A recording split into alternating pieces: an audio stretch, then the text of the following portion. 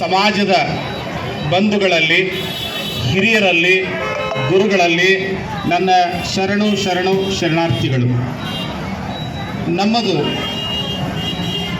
ಬಹು ಪುರಾತನವಾಗಿರ್ತಕ್ಕಂಥ ಒಂದು ಪರಂಪರೆ. ಈ ವೇದಗಳನ್ನು ಸಾಕ್ಷಿಯಾಗಿರಿಸಿಕೊಂಡು ಬದುಕ್ತಾ ಇರ್ತಕ್ಕಂಥ ಒಂದು ಜನಾಂಗ ಈ ವಿಶ್ವದ ಎಲ್ಲಿಯೇ ಇದ್ದರೆ ಅದು ಭರತಖಂಡದಲ್ಲಿ ಅಂತ. ಇಡೀ ವಿಶ್ವ ಅಜ್ಞಾನದಲ್ಲಿ ಮಲಗಿದ್ದಾಗ ಭಾರತ ಒಂದೇ ಮಾತ್ರ ತನ್ನ ವೇದದ ಶಕ್ತಿಯಿಂದ ಜ್ಞಾನದ ದೀವಿಗೆಯನ್ನು ಬೆಳಗಿಸ್ತಾ ಇತ್ತು. ಅದಕ್ಕೊಂದು ಸಂವಿಧಾನದ ಉಪಾಧಿಯಲ್ಲಿ ಒಂದು ಪರಂಪರೆಯನ್ನು ಹಾಕಿಕೊಂಡು ಬಂತು. ನಮ್ಮಲ್ಲಿ ಬಹಳಷ್ಟು ಹಬ್ಬಗಳನ್ನು ಆಚರಣೆ ಮಾಡ್ತೀವಿ. ಈ ಎಲ್ಲ ಹಬ್ಬಗಳಿಗೆ ಆರಂಭಿಕ ಹಬ್ಬ, ಮೊದಲನೇ ಹಬ್ಬ ಯಾವುದು ಅಂತ ಹೇಳಿದರೆ ಯುಗಾದಿ ಅಂತ ಹೇಳ್ತೀವಿ. ಇತ್ತೀಚೆಗೆ ಇದೀಗ ಈ ಕಾರ್ಯಕ್ರಮದ ಪ್ರಾಸ್ತಾವಿಕವಾಗಿ ಮಾತನಾಡುವಾಗ ನಮ್ಮ ಕಾರ್ಯಕ್ರಮದ ಆಯೋಜಕರು ತುಂಬ ಬೇಜಾರನ್ನು ವ್ಯಕ್ತಪಡಿಸಿದರು. ಬಹುಶಃ ಅದು ಪ್ರಸ್ತುತವೂ ಹೌದೇನೋ ಅಂತ ಅನಿಸುತ್ತೆ. ಹೀಗ್ಯಾಕೆ ಆಯಿತು ಅನ್ನೋದನ್ನು ನಾವೊಂದು ಸ್ವಲ್ಪ ಗಮನಿಸಿದರೆ ನಮ್ಮ ಮೇಲೆ ಅನೇಕ ಪ್ರಹಾರಗಳಾದವು, ದಾಳಿಗಳಾದವು. ಆ ಎಲ್ಲ ದಾಳಿಗಳಲ್ಲಿ ನಮ್ಮ ಸಂಪತ್ತನ್ನು ಆನೆ ಮೇಲೆ, ಅಂಬಾರಿ ಮೇಲೆ ಹೀಗೆಲ್ಲ ಒಯ್ದರೂ ಕೂಡ ನಮಗೇನು ತೊಂದರೆ ಆಗಲಿಲ್ಲ.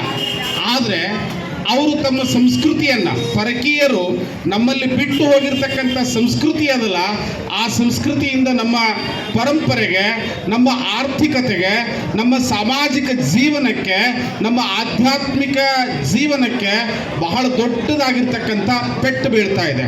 ಇರಲಿ, ಈಗ ಯುಗಾದಿ ಕುರಿತು ಮಾತಾಡೋದಾದರೆ ಇದಕ್ಕೆ ಯುಗಾದಿ ಅಂತ ಯಾಕೆ ಕರಿತೀವಿ ಅಂತ ಹೇಳಿದರೆ, ಇದು ಯುಗದ ಆರಂಭದ ದಿವಸ. ಅಂದ್ರೆ ಈ ವರ್ಷದ ಆರಂಭದ ದಿವಸವೂ ಹೌದು, ಈ ಯುಗ ಆರಂಭ ಆಗಿರ್ತಕ್ಕಂಥ ವರ್ಷವೂ ಹೌದು, ದಿನವೂ ಹೌದು. ಹೀಗಾಗಿ ಈ ದಿನವನ್ನು ಯುಗಾದಿ ಅಂತ ಕರಿತೀವಿ ನಾವು. ಯುಗಾದಿಗಳಲ್ಲಿ ಎರಡು ರೀತಿಯ ಯುಗಾದಿಗಳನ್ನು ಆಚರಣೆ ಮಾಡ್ತೀವಿ. ನಾವು ಈಗ ಆಚರಣೆ ಮಾಡ್ತಾ ಇರ್ತಕ್ಕಂಥ ಯುಗಾದಿ ಚಾಂದ್ರಮಾನ ಯುಗಾದಿ. ಅಂದರೆ ಇವತ್ತಿನಿಂದ ಚಂದ್ರನ ವೇಗ ಹೆಚ್ಚಾಗ್ತದೆ, ಸೂರ್ಯನ ವೇಗ ಕಡಿಮೆ ಆಗ್ತದೆ. ಅಂದ್ರೆ ಆಲೋಚನೆ ಮಾಡ್ರಿ, ನಮ್ಮ ಹಬ್ಬಗಳು ಮೌಢ್ಯತೆಯಿಂದ ಕೂಡಿಲ್ಲ. ಒಂದೆರಡು ಚೇರ್ ಆ ಕಡೆ ಹಾಕ್ರಿ, ಒಂದೆರಡು ಚೇರ್ ಈ ಕಡೆ ಹಾಕ್ರಿ, ಅಂದ್ರೆ ಅಡ್ಡಾಡೋದು ಕಡಿಮೆ ಆಗ್ತೈತೆ. ಹಿಂಗೆ ದಾರಿಗೆ ಅಡ್ಡಾಗಿ ಚೇರ್ ಹಾಕೊಂಡ್ಬಿಡ್ರಿ.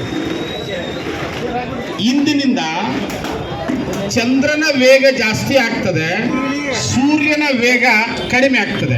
ಅಂದ್ರೆ ದಿನ ಹಗಲು ಹೊತ್ತು ಹೆಚ್ಚಿಗೆ ಆಗ್ತದೆ, ರಾತ್ರಿ ಹೊತ್ತು ಕಡಿಮೆ ಆಗ್ತದೆ. ಹೀಗಾಗಿ ಇವತ್ತಿನ ಈ ಯುಗಾದಿಯನ್ನು ಚಂದ್ರಮಾನ ಯುಗಾದಿ ಅಂತ ಹೇಳ್ತೀವಿ ನಾವು. ಈ ಯುಗ